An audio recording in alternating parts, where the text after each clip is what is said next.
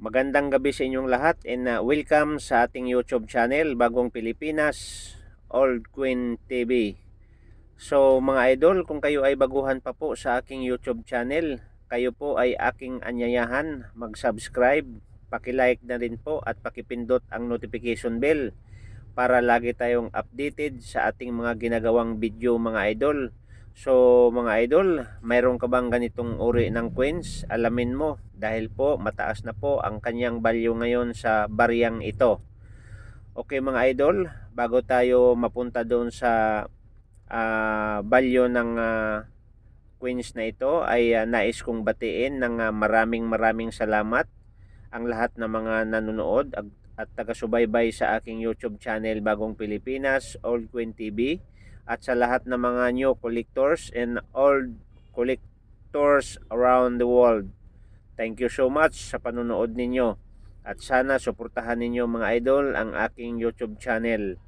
So ang ating topic ngayon mga idol ay itong 1961 1971 Tanzania 5 shilling, no? So commemorative coins po ito mga idol from Santanya, no? Okay, starting as 1961 at saka 1971. Yun po ang ating pag-uusapan, kung itong barya na to ba ay mayroon na bang halaga sa market ngayon at saka sa mga online selling, no?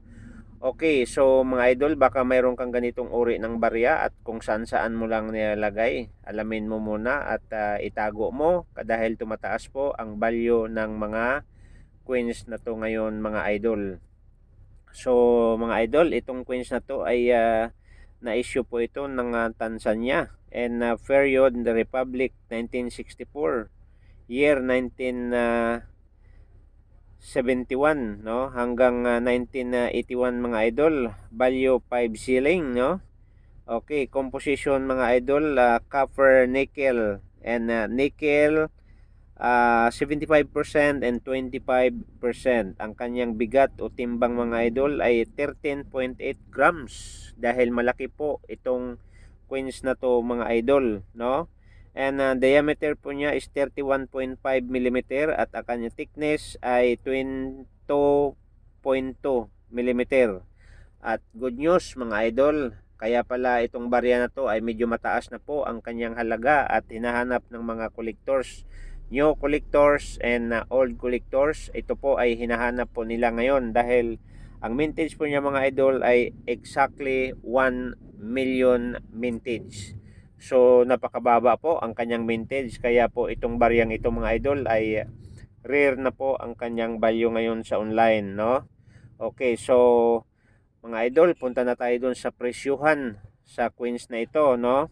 So sa international mga idol ay ito binibili ng $399.99. Ulitin ko, ito po ay nabibili ngayon sa online ng $399.39, no? Okay, so yan po para malaman natin at equivalent po yan sa Philippine money mga idol. Tumataginting po ang isa ay 21,546 po.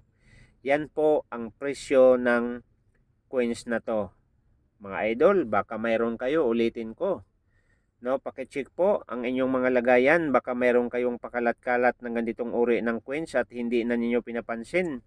Itago nyo mga idol dahil mataas na po ang kanyang value. Ulitin ko, sa lahat ng mga nag-subscribe, nag-like at nagpindot ng notification bell o kampana, thank you so much sa walang sawang panood ninyo sa aking YouTube channel, Bagong Pilipinas, Old Queen TV. See you the next video mga idol at huwag mong kalimutan.